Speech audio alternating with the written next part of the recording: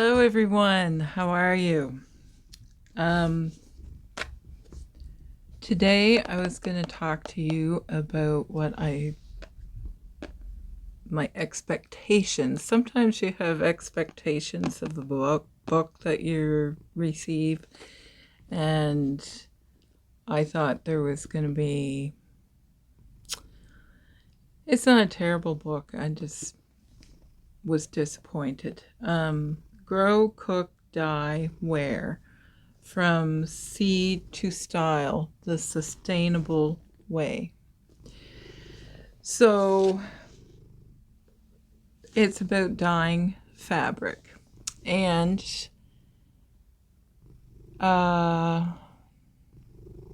like with food. That's what I'm trying to say.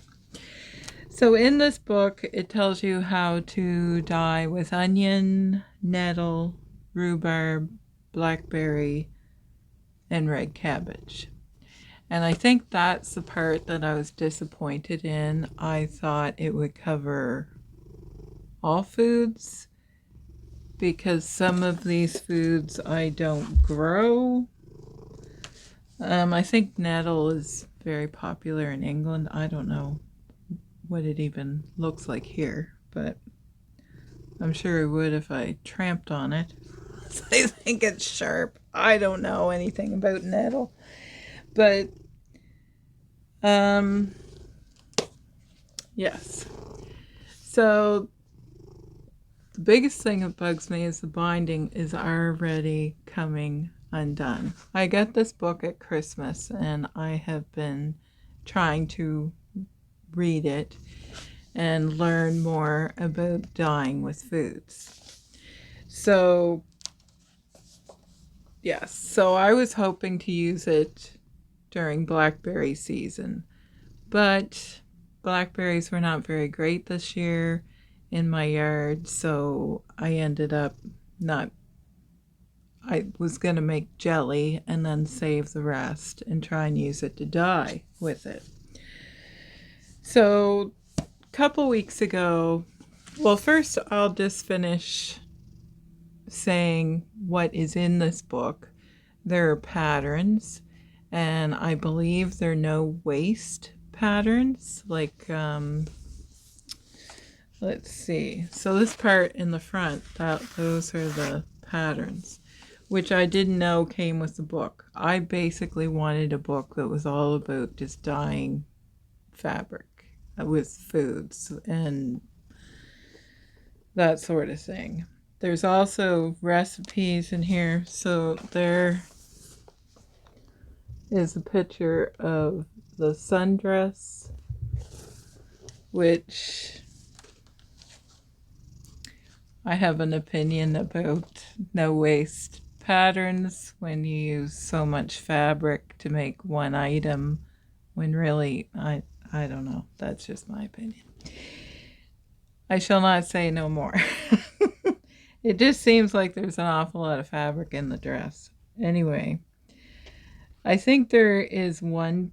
Okay, here's a better picture of the dress. It's sort of like the Project Dress a Girl dresses, actually. And what else? The onion dress, it's called. I think one of the ones, there is a jacket. What's it called? There is some cute patterns in here. What's this one? I should have had little things open. Okay, there's like a lab coat, like a work jacket in here.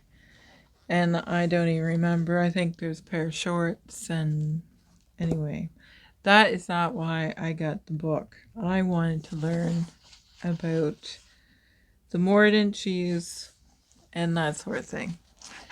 So there's also recipes in the book.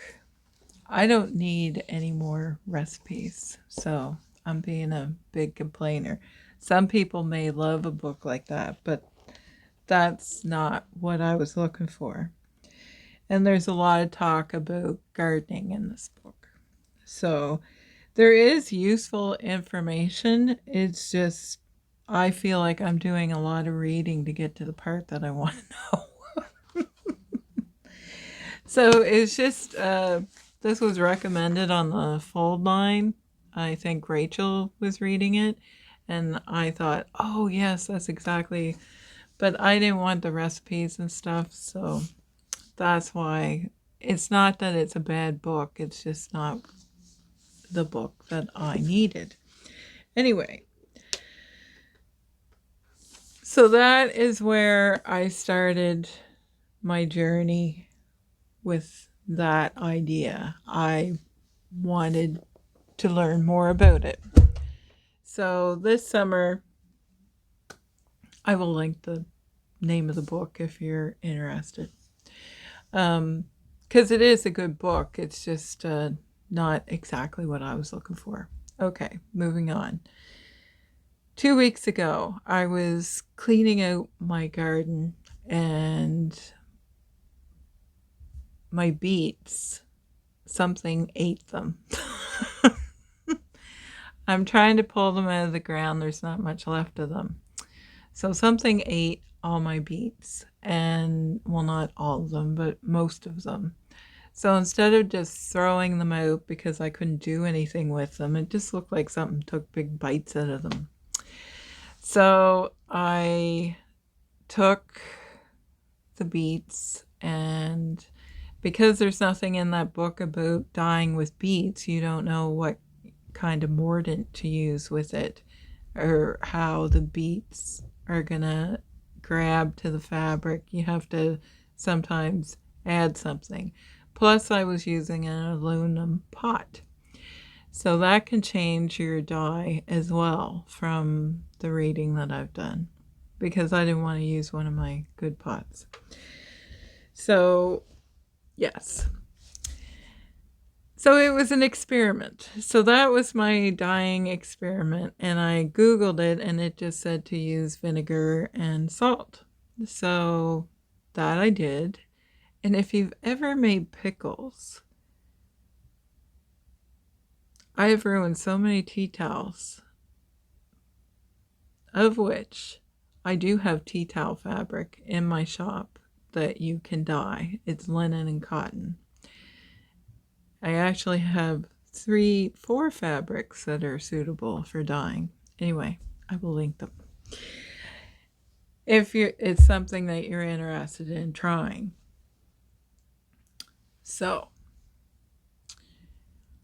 I dyed with beets. I boiled the beets to death and chopped them all up and everything, and I used the leaves and everything that was going to get thrown out because there'd be dye that would come out of it.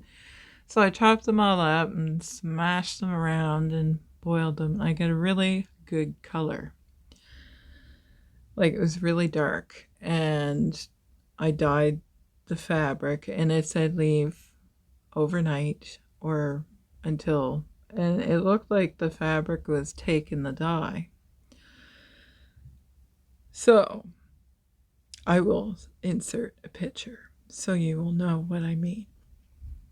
Anyway, so then I proceeded as if I was dyeing regular fabric. So I rinsed it and hung it to dry. And things were looking good until it dried, and then the fabric just looked like dirt. It just looked like it was dirty. Like the nice color was gone. And Remy is sleeping on my stuff right now, because I had a piece of fabric here I was going to show you. And now I don't see it. There it is. Okay. Now I have since re-dyed this fabric. But you might be, there's a really, yes. Okay. Those are the beet lines. It just looks, it didn't turn out, obviously, because that looks like dirt to me. It may come out, well, it might not. So I have since re-dyed this with regular dye. And I do Now this was supposed to be navy and it came out quite light. So I know it's not the fabric. This is a remnant. Oops, I'm dropping stuff. This is a remnant of twill that I had because I wanted to make some tote bags, and I thought it would be really cool if I dyed some of the fabrics. So this is the one that you can really see the beet line on here, that brown line. Very disappointing.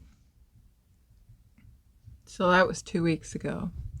So last weekend, I decided to play around with the dyes that I already had. I had bought them a long time ago. So I used navy and purple. So it turned out quite light blue, but I was really pleased. So I just dyed over the ones that had... So my failed dyeing experiment, and then I fixed it. So I really like that one. So I just took the fabric and ripped it into pieces, and okay, I have some more here. So here the purple turned out really, so this was really the color that the beets were. Now I knew it was going to be faded. So this one has the blue and the purple in it, and this is very dark. And there's a few more here to show you of me playing around. Ooh, this is a bigger one. So I quite like this one. And here's one that has blue and purple in it. So I folded everything in different ways, trying to see which looks that I liked. Yes, stuff is falling on the floor. I really like this one. This one turned out pretty good. And this one is just the purple. I didn't add the blue. But yes. So I think that turned out. So I will be making some tote bags of some sort out of this fabric. Now I did find a tote bag pattern that I liked, or I thought I liked. Now I've made it and I'm going to show it to you, and I don't know if I like it. I'm very hard to please these days, aren't I? So that was the dyeing experiment. Will I dye with food again? Yes. But I think I need to do some more research and reading and see what I'm doing wrong. So yes, this one, to me, it just looks like dirt, and I'm not very pleased with that. So I found on Etsy, maybe you all already know about this designer, Tytka, I don't know how to say it, Tytka Studio. Anyway, she has a lot of bag patterns, all different types, on Etsy. And I will link it. Anyway, there's a YouTube channel to watch the pattern that you are, if you buy it, you get a QR code, and then, but ever since I bought one of her patterns, the videos are just being pumped into my feed anyway. So So I think that you can find this on YouTube, the channel, and then you can watch and see if you like the bag or not, I suppose. So, or you can check them out on Etsy. So this is called the I don't even know what it's called actually. Triangular. It doesn't say. So this bag comes in a small or a medium. No. Okay. Start again. Comes in a small and medium bag, I guess. This is the small. I'm trying to pick up all the pattern pieces. So there's not really that many. 1, 2, 3, 4, and 5. So these are the linings stay around the top. So this only has one handle, this bag. I used one of the dyed fabrics that I wasn't crazy in love with. I did like the mark down here.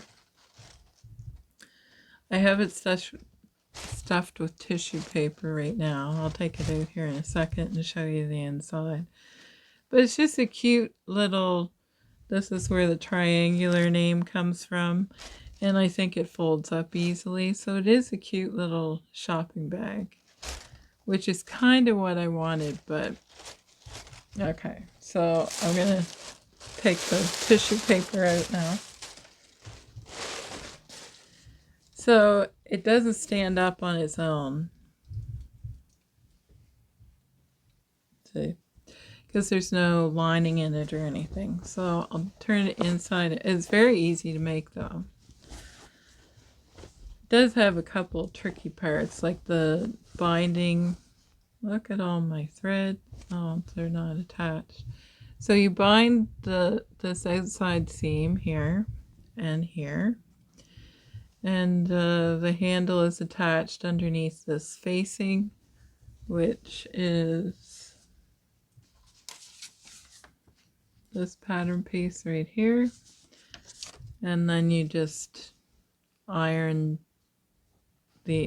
like you sew here, turn it inside out, and then you sew down the rest after you press it. That is probably, the binding is probably the trickiest, if you consider that tricky. The binding and finishing off this part here. But she shows you in the video and I figured it out, so it can't be that hard. So it's a cute little shopping bag. Does it fold up? Perhaps. So I think I will make the next size up before I make my final decision. Perhaps, and the pattern isn't exactly cheap because I'm looking to make bags to sell, and I thought this would be a nice little bag, but does it fold up? Put those in there. It does fold up quite small. Nothing to get excited about, I don't think. But it is cute and I do like it. Some of her designs are very simple and all of her patterns are done in, I don't know, I want to say like a canvas, like just a white canvas. So all of the patterns are just plain white canvas. So maybe that's why I was drawn to these, because I thought it would look good with the dyed fabric. I don't know. What do you guys think? Is it something that you would make? It is cute. Make a cute little gift bag and for picking up a couple of things. It's not huge, so you definitely get milk and something else in there for sure. So that's what I have been doing, and yeah, maybe this will look nice in one of the bigger one in the purple. And actually, I probably use the smallest. I got one bag out of one of these, including the binding. So, and I used a smaller one. They're no exact size. It's half the width of the fabric, and the fabric would have been 60 inches wide. So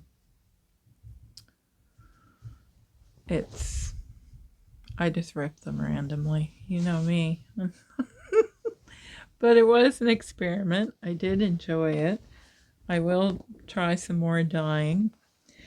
And let me know in the comments if that's something that you would try, is making dyeing some fabric, or if you've tried any of the Tytka patterns before. Maybe it's just me that hasn't seen them. But I thought they would be a nice, that's probably why she uses canvas, because it'll stand up better. This is a twill, so it's a little softer, but I think that it will work. So let me know if you've tried any of those patterns, or if you have a favorite. I would love to know. Or if you are into dyeing and have book recommendation that I could investigate.